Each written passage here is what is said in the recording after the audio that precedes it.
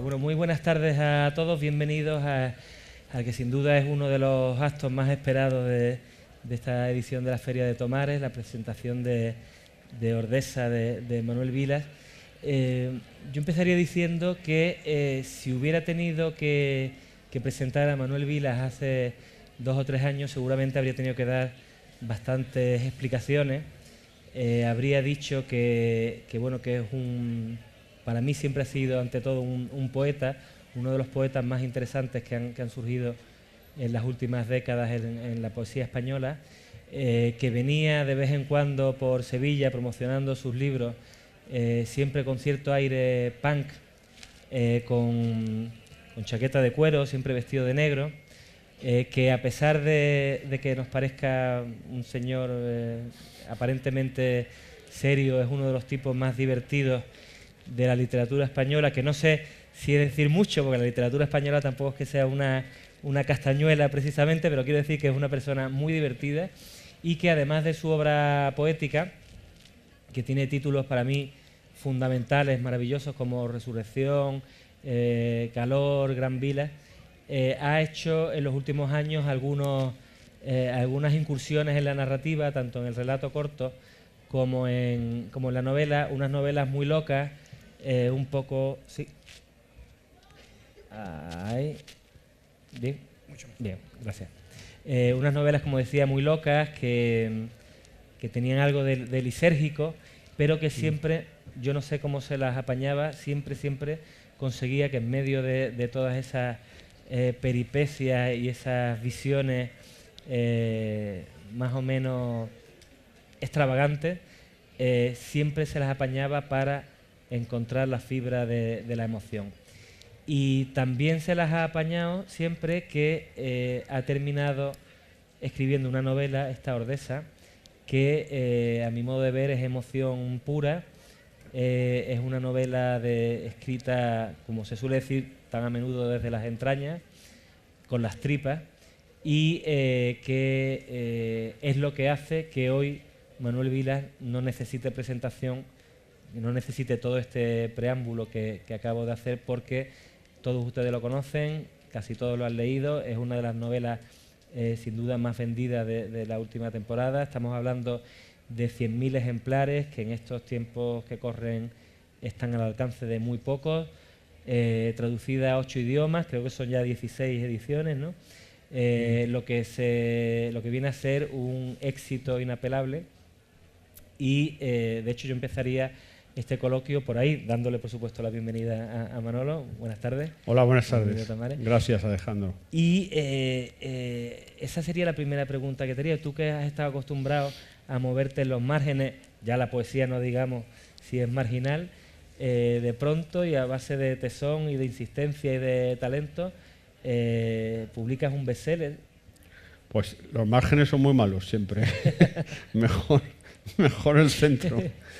No, bueno, pues yo llevo toda la vida escribiendo. Lo que pasa que ya sabes tú que esto de la literatura, tú llevas muchos años observándola también como yo, pues es muy azarosa, nunca sabes qué va a pasar ni nada. Bueno, yo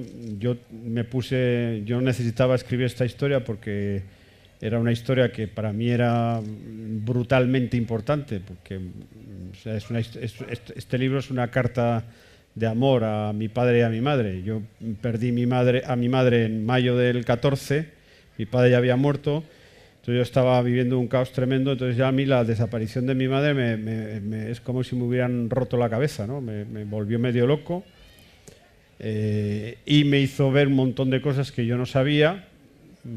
Lastimosamente tuve que perder a mi madre para darme cuenta de cuánto la quería. Y entonces, claro, yo en ese en ese drama interno que yo estaba padeciendo, me estaba volviendo medio loco, pues la única forma que tuve de salir adelante fue contando la vida de mi padre y de mi madre y escribiendo esta novela. Y básicamente ese es el proyecto de Ordesa. Entonces, todo lo que había escrito antes, pues bueno, pues estaba bien, pero ya me quedó lejos, ¿no? Porque me metí en otro laberinto y fruto de ese laberinto es este libro, ¿no? Del cual yo estoy muy contento porque porque la gente que lo ha leído pues acaban viendo en el libro a su propio padre y a su propia madre. Es decir, lo de menos es que sean los míos, sino lo más extraordinario es que el lector vea a su padre y a su madre. Y yo, hablando de literatura, el mayor elogio literario que he recibido en mi vida, y yo no creo que no haya... Vamos, en ese sentido yo me puedo morir tranquilo, es este. Desde que he leído, muchos lectores me dicen, desde que he leído su libro, cuando me llama mi madre, le cojo el teléfono. Bueno, a mí esto me lo ha dicho muchísimo, porque es un tema que se trata en el libro, lo de cuando te llama tu madre, esas miles de llamadas que a mí me hacía mi madre. Hijo mío, ¿qué has comido hoy? Mira que llueve, estás abrigado, no sé qué y tal, y todos los días esa llamada, ¿no? ¿Y qué vas a cenar hoy? ¿Tienes para cenar? No sé qué y tal. Yo muchas veces no le cogía el teléfono, ¿no? Hasta que una vez me di cuenta, tuve como una especie de clarividencia, cogí el móvil, era ella, claro, naturalmente, me llamaba todos los días, y dije, coño, habrá un día en que en esta pantalla no saldrá ese número, ¿no? No saldrá, porque además ya había muerto mi padre, y entonces a partir de ese momento ya le cogí el teléfono siempre, ¿no? Pero vaya, eso me lo han dicho muchos lectores, desde que he leído tu novela, cuando me llama mi madre, esté haciendo lo que esté haciendo, le cojo el teléfono. Parte del éxito que estamos hablando de Ordesa ha tenido unos responsables que son los libreros que se han encargado de moverlo de boca en boca, de recomendarlo, y yo estoy seguro de que Manolo Vila les tiene mucha gratitud. Pero recuerdo en una ocasión que un cliente estaba preguntando por el libro y el librero estaba haciendo muchas prevenciones sobre de que se trataba de un libro que tiene cierta carga de tristeza y incluso de momentos depresivos. De hecho, aunque uno vaya preparado para hablar, para leer sobre la muerte de los padres de Manuel Vila, empieza con un divorcio. O sea, empezamos con bajada a los infiernos en toda regla, ¿no? Sí, porque en realidad uno de los temas del libro es un sentimiento que la palabra española a mí me parece hermosísima, es la palabra desamparo. Me parece una palabra... me he sentido muy desamparado siempre, ¿no? Y claro, ahí hay un adiós a dos familias. La familia... por ejemplo, todos los que estamos aquí somos todos hijos, ¿no? Entonces eso yo no me había dado cuenta de ese universal, ¿no? Cuando escribía la novela. Pero todos somos hijos de alguien, ¿no? Para siempre, además. Sí, claro. para siempre, es una condición.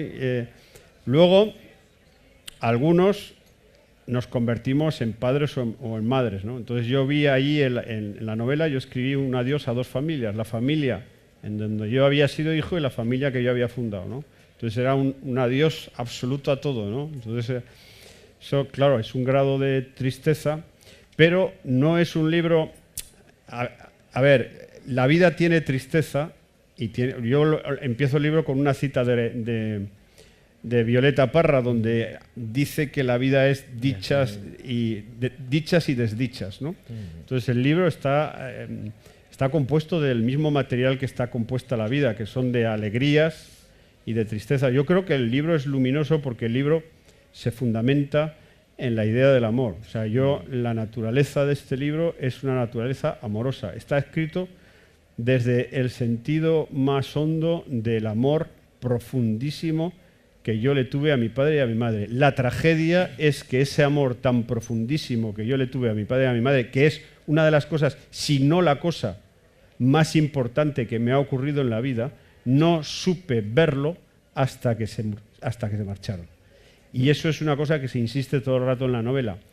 Esa incapacidad de ver ese amor en vida de ellos, ¿no? Claro. Que parece ser una maldición de la condición humana. Sí, esa idea de que las relaciones familiares están hechas también de encuentros, de desencuentros, de palabras que se dicen, pero sobre todo de muchas que no se dicen.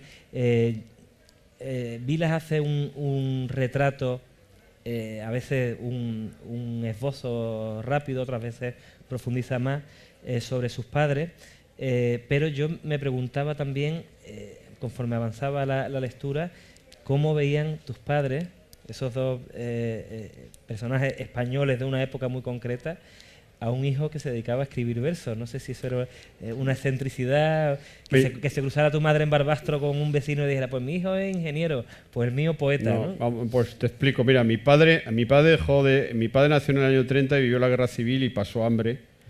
Pero a mi padre a los 12 años le quitaron de estudiar. Pero él sabía que le gustaban los libros, o sea, pensaba que ahí era importante la cultura, los libros, era lector de periódicos y tal. Bueno, yo cuando mi padre vio que, claro, yo era el primero, joder, es que yo vengo de la clase media baja más oscura de la historia de España, por eso empieza el libro con la visita. Bueno, va a contar cosas del libro. Sí. Bueno, podemos adelantar. Para mí mi padre y mi madre eran como Adán y Eva. O sea, antes no había nadie, ¿no? O sea, porque ni se hablaban de mis abuelos. De hecho, yo tenía un vacío ahí histórico tremendo. Parecía que mi padre hubiera salido o sea, que era el primer hombre y mi madre la primera mujer sobre la tierra, porque no había abuelos, no había bisabuelos, no había ninguna historia familiar, ¿no?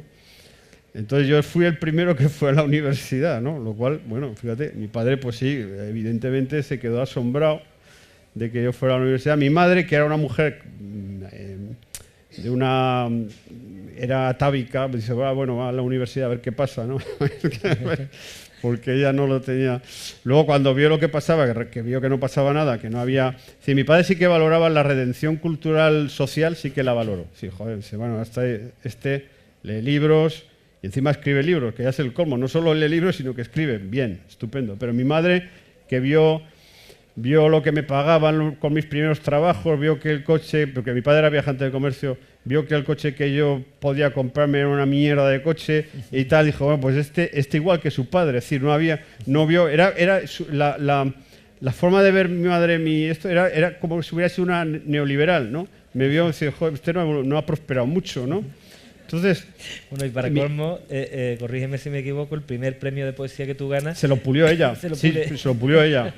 O sea, de repente un día llamaron, porque yo estaba estudiando en Zaragoza, yo gané un premio de poesía que le dieron 35.000 pesetas, entonces le llegaron las 35.000 pesetas a ella y se las pulió, ¿no? A mí eso me cabreó mucho. En su día, yo me cabré mucho con ella, pero luego, pasado el tiempo, dije, joder, pues es normal que se las gastara. A ver, había estado todavía sacrificándose por mí, no sé qué. O sea, total, pues es normal, ¿no? O sea, yo cada vez he comprendido mejor a mi madre, ¿no? Y creo que en el fondo tenía muchísima razón en la manera en que tenía de ver las cosas, ¿no? Tenía una visión distinta a la de mi padre. Mi padre, el tema de la ascensión social a través de la cultura, pues lo veía. Mi madre, para tal ascensión solo existía en el sentido material, ¿no? Por tanto, no veía ninguna. Pero hay una cosa... Entonces, yo a mi padre, bueno, yo con el paso del tiempo digo, bueno, realmente, tal como está el mundo, la visión que está triunfando es la de mi madre. Totalmente. Y hay una cosa que creo que muchos nos podemos identificar, entre otras cosas, con la historia que cuenta de tu madre, y es que era de estas madres que lo tiraba todo a la basura. Sí. Que veía papeles y decía esto sin... A mí me tiraba los tebeos. Los tebeos, claro. Por ejemplo, yo esta era una cosa que no entendía. O sea, me tiraba los tebeos y la razón era porque ya me los había leído. Así como ya... Digo, pero mamá, ¿por qué me tiras los tebeos? Pues ya te los has leído, ¿para qué los quieres? Los libros los respetó, no sé por qué, porque yo imagino que como no se los leía nadie, pues lo debe decir. Sí, pero no quiero los libros. Una especie de Fahrenheit 451, ¿no? De persona que va arrasando todo aquello que ocupa espacio. En cambio tenía la sala de estar, la tenía siempre perfectamente limpia. Esa es una de las experiencias más brutales de mi infancia, ¿no? De la casa familiar, ¿no? La sala de estar siempre estaba en perfecto estado de revista. Yo era un crío y digo, joder, y esta sala es maravillosa y tal, y nunca viene nadie, ¿no? Y no se usa. Claro. Y estaba ahí esperando que viniera no se sabe quién, y no venía nunca nadie.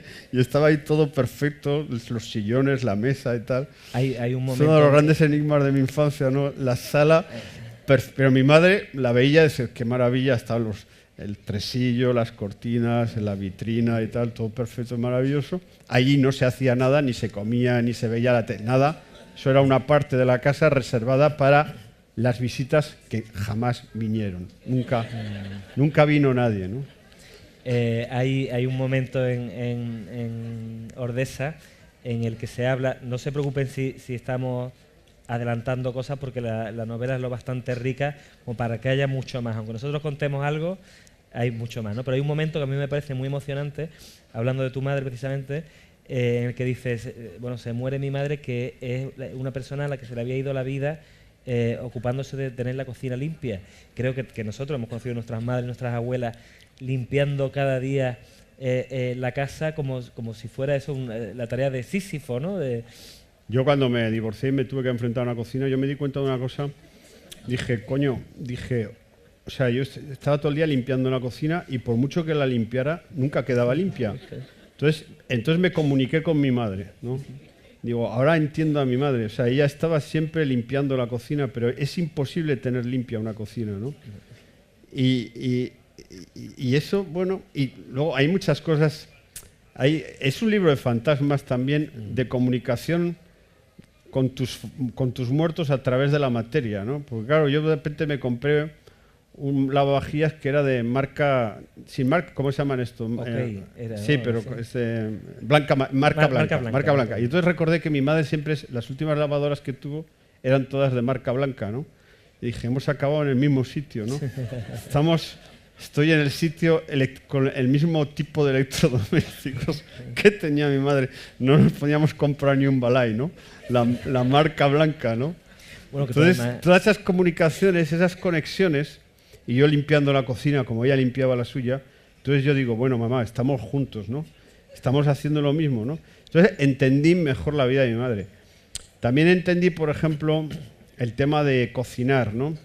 Porque mi madre, cuando yo le cocinaba a mis hijos, o sea, sentía lo mismo que mi madre. O sea, cuando mi madre decía, ¿qué tal está esto? ¿Os ha gustado? Decía, sí, estaba buenísimo y tal. Y ella decía, solo buenísimo. Si necesitaba una... Claro. No, es lo mejor del mundo, ¿no? Claro. Porque era una manera de comunicar el amor. En esa generación se comunicaba el amor a través de los objetos. La forma que tuvo mi padre de decirme que se moría es una forma que a mí me rompió el alma. O sea, mi padre, bueno, yo además, yo tenía una obsesión, no sé si estoy hablando demasiado, no te estoy dejando preguntar. Por favor. Yo cuando escribí el libro, yo viví una obsesión en mi infancia que me marcó muchísimo, que mi padre era viajante de comercio y para él el coche era una herramienta de trabajo fundamental. Es decir, en mi familia éramos mi padre, mi madre, mi hermano, yo y el coche. O sea, el coche era un ser humano en mi casa, ¿no? Y hasta tal punto que mi padre iba a los sitios, o sea, si tenía que ir a un sitio donde no había sombra para el coche, no iba, ¿no? O sea, entonces yo esto lo viví de crío. Yo estaba ahí en casa y no, ahí no vamos porque no hay sombra para el coche, entonces nos quedamos en casa, ¿no? Entonces, a mi padre le fue bien hasta el año 75 en su trabajo, pues luego con la crisis del petróleo perdió las empresas para las que representaba, que vendía, él se dedicaba a vender telas y comercio textil. Entonces nos llevaba 2 semanas a la playa de vacaciones en verano. Que por cierto, una vez en un club de lectura salió este tema y un señor se levantó muy cabreado y me dijo, oiga, si usted se iba de vacaciones 2 semanas a la playa, eso no es clase media baja, usted era clase media alta. Bueno, no muy divertido. Entonces, íbamos a un hotel, un hostal, que no estaba a pie de playa, estaba a 10 minutos en coche de la playa. Entonces, la playa a la que íbamos había 4 eucaliptus. Es decir, era una playa de 2 o 3 kilómetros, pero solo tenía 4 eucaliptus. Por tanto, había solo 8 sombras. O sea, a los 2 lados de los eucaliptos, 4, y esas 8 sombras se ocupaban enseguida. Entonces, yo de pequeño viví este trauma. Estábamos de vacaciones y a las 7 de la mañana mi madre me decía, arriba, que hay que levantarse. Entonces, yo le decía a mi madre, pero vamos a ver, si yo durante el año, que es cuando no estamos de vacaciones, me levanto a las 8:15, ahora estando de vacaciones, ¿por qué me tengo que levantar? O sea, para mí era una ruptura total del sistema racional, ¿no? Yo era un niño, pero no era tonto, ¿no? O sea, digo, si estoy de vacaciones, ¿por qué tengo que...? Yo me levantaba con un sueño tremendo, un crío de 10 años, levantarlo a las 7 de la mañana, dice, no, hijo mío, es que tu padre tiene que dejar el coche en la sombra. Entonces llegábamos a las 8:15 a la playa y efectivamente tenía la sombra de su eucaliptus, dejaba el coche y íbamos al toldo que había alquilado y ahí estábamos a las 8:30. Mi padre, mi madre, mi hermano y yo, no había nadie en la playa desierta, incluso hacía frío. Porque, claro, mi padre miraba el coche bajo el eucalipto, el más frondoso eucalipto, y ya el mundo estaba bien hecho, ya podíamos tomar el sol que quisiéramos, porque para él el mundo se había ordenado. O sea, ya estaba todo bien dispuesto. Y yo cuando crecí, cuando yo tenía ya 16 o 17 años, yo me acuerdo que iba con mi padre con el coche y siempre con la obsesión. Mira, papá, una sombra, papá, una sombra. Y me decía mi padre, no, esa no, que es de 15 minutos. Hostia, su conocimiento, o sea, su obsesión por la sombra de los coches le había llevado a tener conocimientos de astronomía y de los movimientos del sol. Entonces sabía cuándo el sol daba sombra de 2 horas. Entonces, yo cuando me compré mi primer coche, que era en el año 85, me compré un Seat 850 que me costó 20.000 pesetas, una mierda de coche. O sea, el trauma. Yo iba por ahí, entonces iba buscando una sombra. Duradera, claro. Sí, porque yo estaba traumado. Cuando tú has visto eso en tu infancia, cuando tú desde los 10 años has visto que hay que madrugar para que el coche tenga sombra, ese trauma se te apodera por dentro, ¿no? Entonces, yo cuando escribí esta novela pensé, esto es fundamental que lo cuente, porque tengo que contarlo. Pensé que era una fricada absoluta de mi padre, que era una cosa de friki. Entonces, cuando se publica la novela, a la semana me viene gente y me dice, oye, mi padre era como el tuyo. O sea, mi padre, si no encontraba sombra para el coche, sufría. Entonces yo tuve un flash. Y entonces dije, bueno, vi la península ibérica en 1970 y vi 30 millones de españoles dando vueltas por la península ibérica buscando obsesionadamente sombra para el coche. Entonces vi que la historia de España era un SEAT 124 y el deseo de sombra para el SEAT 124. Había gente, algunos dicen, no, eso meteorizó, y dicen, no, es que eso, entonces los coches como no tenían aire acondicionado, pues por eso la gente los dejaba estaba tan obsesionada con dejarla a la sombra. Y digo, no. Pero que el problema era que eran las primeras adquisiciones de la clase media, era lo primero que se tenía, y entonces se lo cuidaba muchísimo. Se tenía un auténtico cuidado y se limpiaba el coche y estaban todo el día obsesionados con que el coche esté limpio, etcétera. Y eso era la construcción de una clase media que se construyó en los años 60 y que luego somos lo que estamos aquí, ¿no? Hijos de eso, ¿no? Somos hijos de eso. A propósito de clase media baja o clase media alta, el dinero está muy presente en la novela, en la conciencia de clase. Y eso es algo que normalmente las novelas tratan de eludir porque parece como que está feo hablar de dinero. Sin embargo, claro que cuando toca enterrar o incinerar a un padre o una madre, te pasan una factura. Claro. Y ahí el sistema es implacable, no hay nada que hacer. Incluso hay un momento en el que tú dices que el capitalismo es como la poesía porque los dos buscan la precisión. Capitalismo, tú sabes perfectamente las cosas del capitalismo por el precio que tienen, ¿no? O sea, yo cuando murió mi padre, eso fue un episodio. Es que la novela también tiene sombras duras, ¿no? Y sitios muy. A mí me llama a las 3 de la mañana el forense cabreado conmigo. Digo, ¿y qué pasa? Dice, pues que usted no ha declarado marcapasos de su padre. Digo, bueno, joder, es acojonante, ¿no? Sí, eso es verídico. Sí, eso ocurrió así. No, si yo no tengo imaginación, yo todo o me pasa o no sé imaginarlo, ¿no? Entonces, eso fue así. Entonces, pero pensé, dije, joder, pero en el capitalismo, cuando alguien te llama para decirte que hay un problema, es que te van a cobrar más, ¿no? Y efectivamente había que pagar 300 euros por la extracción del esto, ¿no? Y entonces vi una ley universal, que es una ley de la termodinámica también. Es decir, cuando te dicen hay un problema, prepárate porque vale más. Siempre que alguien en cualquier momento, en cualquier ámbito del mundo en el que vivimos te dice, oiga, hay un problema, te van a cobrar más. Esto es automático. ¿Sabes?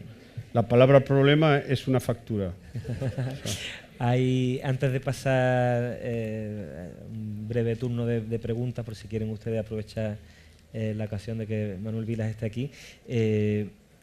Quiero preguntarte por una curiosidad, tampoco creo que estropeemos la lectura si adelantamos un detalle que hay, es que en algún momento de la novela aparece una vez más la familia real, que es algo que ya resulta familiar para los lectores de Vilas, porque hay poemas donde aparece la familia real, porque ha aparecido también el rey en alguna novela anterior. Hay una fijación por tu parte en la familia real, hay un símbolo ahí escondido en la familia real del que tú... Por a mí lo que me pasó fue que yo acababa, o sea, cuando levantamos mi hermano y yo el piso de mi madre, porque eso es terrible, los que lo hayáis vivido, levantar el piso de alguien, que eso es... Bueno, yo no había ninguna triste fotografía de mi abuelo ni de mi abuela, ¿no? O sea, no había fotos de los abuelos porque mi madre se las había cepillado todas, pero quería, bueno, lo explico en la novela. Entonces yo estaba muy angustiado porque no tenía ninguna foto. A ver, yo creo que todo ser humano necesita una raíz, una idea de continuidad, de que viene de algún sitio, ¿no? Necesita una foto de un abuelo o de un bisabuelo para ver que hay allí un arraigo, lo que podía ser la palabra arraigo, la palabra raíz, ¿no? Entonces en esta yo estaba ahí con ese sentimiento de desarraigo familiar, de eso de que he dicho antes, de que mi padre era Adán y Eva, mi padre y mi madre, y entonces me invitan a la entrega del premio Cervantes a Juan Goytisolo. Yo voy con un miedo enorme allí, porque eso da mucho miedo. Y entonces veo a Felipe VI y digo, bueno, este no solo sabe quién es su padre, su abuelo y tal. Entonces yo sentí una envidia tremenda, digo, porque además no tiene que ver un álbum de familia, va al Prado y tiene a los bisabuelos o tatarabuelos pintados por Goya, ¿no? Entonces dije, o sea, aquí pensé, digo, o sea, miles y miles de familias que venimos de la oscuridad, que no sabemos nada de dónde salimos. Digo, yo de dónde demonios he salido, ¿no? Porque más allá de mi padre y mi madre solo había abismo, ¿no? Y digo, y este lo sabe, ¿no? Digo, pues será esto el misterio de este país, ¿no? Que haya una familia que sepa de dónde viene y millones de familias que no saben de dónde demonios hemos salido, ¿no? Tuve esa sensación, ¿no? Y luego, pues bueno, pues lo escribí, ¿no? Pero siempre te atrae. Y también pasé, sí, porque pasé miedo, porque la idea del Estado... Yo me senté ese día al lado de una periodista, yo tenía mucho miedo, ¿no? A mí el estado normal mío es el miedo, ¿no? Entonces tenía mucho miedo porque a mí me parecía que en cualquier momento me podían detener o cualquier cosa, ¿no? Por sospechoso en general, ¿no? Y entonces me senté al lado de una periodista que estuvimos hablando y tal, y yo puse en la novela que yo tenía mucho miedo. Entonces ella, cuando salió la novela, lo oyó, me llamó y me dice, oye, tú sabes que yo también tenía miedo. Estabais disimulando todos sí. ahí. O sea que los seres humanos nos parecemos mucho los unos a los otros. Lo que pasa es que a veces no decimos lo que nos pasa. Bien. Pero si dijéramos lo que nos pasa, nos daríamos cuenta que nos parecemos mucho, ¿no? Y yo lo que he hecho ahí en Ordesa ha sido decir lo que me pasaba, ¿no? Y nada más. Y lo que a mí me pasa, pues le pasa a mucha gente. Exactamente. Pues si les parece, para no perder ni un minuto, abrimos un pequeño turno de preguntas. Aprovechen la ocasión. Siempre la primera es la más difícil, pero si se atreve algún valiente o alguna valiente, sí, por favor. Sí.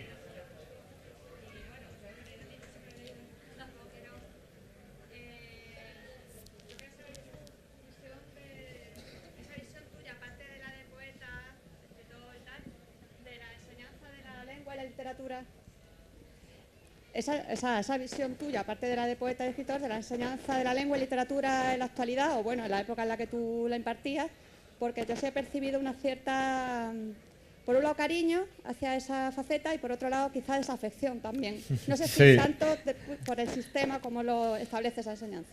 A ver, a veces el narrador de la novela, y en ese capítulo que está dedicado a la enseñanza, yo no estoy muy de acuerdo con él, ¿eh? O sea, el narrador a veces se le va la olla, ¿eh? Sí, porque es muy violento con algunas cosas, ¿no? Pero voy a poner... Yo fui durante 23 años profesor de secundaria. Voy a poner... o sea, yo ya prefiero... En vez de teorizar, prefiero contar historias, ¿no?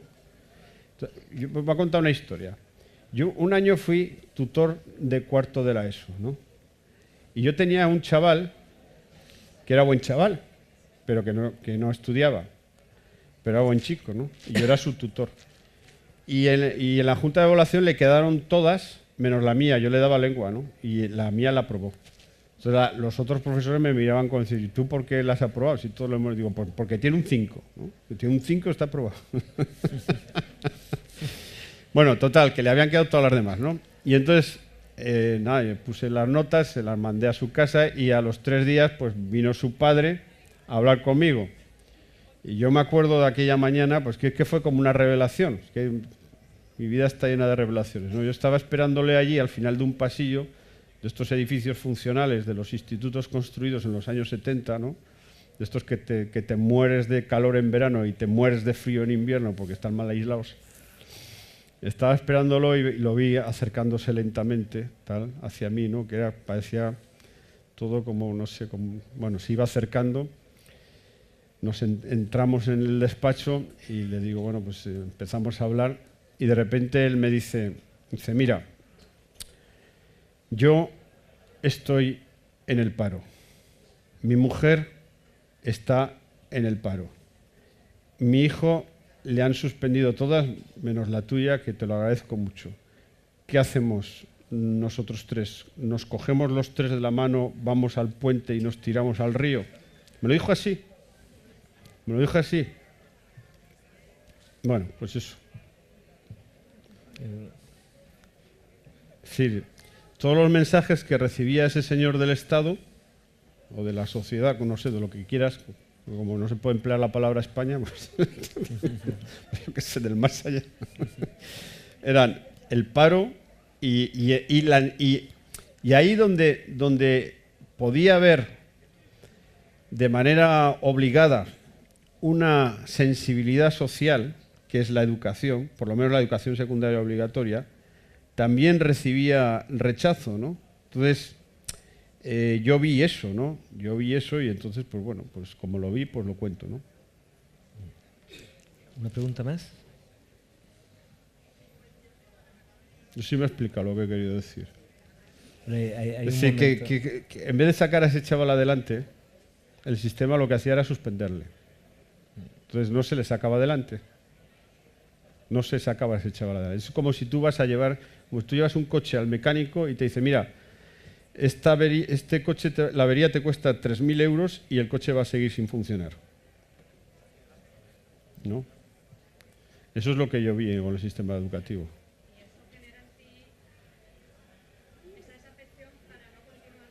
Eso, y me imagino que más que otros muchos motivos para no continuar con la docencia. No. Bueno, Eso quiero decir, un cúmulo de... No, eso fue más cosas y tal, pero yo vi que había lo que yo vi es que hay un problema social en que en la enseñanza pues estaba no había una sensibilidad para ese tipo de problemas sociales que está en que son reales, ¿no? Entonces vi que lo que yo creo que la historia ilustra lo que quiero decir, ¿no? O sea, no había una respuesta para ese chaval en las condiciones en las que estaba, ¿no? Y a mí eso me parece importante, ¿no?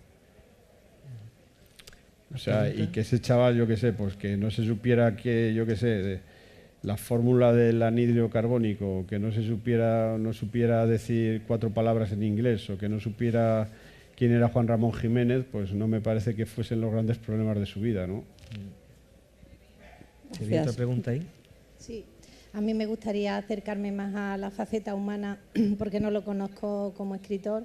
Me ha gustado muchísimo su intervención y me ha parecido que de alguna manera usted ha hecho una especie de catarsis a escribir este libro, digamos, reconciliándose con su familia, con su pasado. Y entonces yo soy profesora también. ¿Recomienda la escritura como una forma de terapia de alguna manera también para los chavales en la escuela? Yo pienso que sí. A ver, a veces, según la catarsis, el origen de la catarsis es de lo más noble desde el punto de vista cultural. Procede de los griegos. O sea, los griegos, la idea de la catarsis es nombrar lo que no tiene nombre. La idea de la catarsis es nombrar el dolor profundo. Es decir, cuando tú consigues ponerle nombre a lo que te obsesiona, te dificulta la vida, te lleva a un dolor ilimitado, se produce el conocimiento de lo que te duele y a partir de ahí puedes establecer una convivencia con aquello que te causa dolor. E incluso de esa convivencia puede haber un crecimiento de tu libertad y de tu inteligencia. Entonces, la catarsis desde ese sentido a mí me parece válida. Otra cosa es una catarsis, otra cosa es los manuales de autoayuda, ¿no? Que eso sí que yo no me... O sea, pero la catarsis en un sentido filosófico y desde el origen que tiene en el mundo griego, pues sí que me parece importante y que lo puede hacer cualquiera, ¿no? Nombrar aquello que te duele, ¿no? Y que además tú no sabes qué nombre tiene. ¿Alguna pregunta más? Bueno, pues si no se anima nadie, a la 1, a las 2 y a las 3, quiero recordarles que Manuel Vilas estará firmando, creo que aquí justo delante de esta caseta, ejemplares de Ordesa. Quienes lo hayan leído aprovechen y que traigan su ejemplar. Quienes no lo hayan leído corran a abalanzarse sobre los stands de las distintas librerías y consíganlo, porque desde luego pocas veces tenemos la oportunidad de asomarnos a un canto al amor y a la muerte bien entendida, no solo trágica, sino también asumida y reflexionada como este. Y yo creo que por todo eso se merece Manuel Vilas un fuerte aplauso de despedida. Muchas gracias.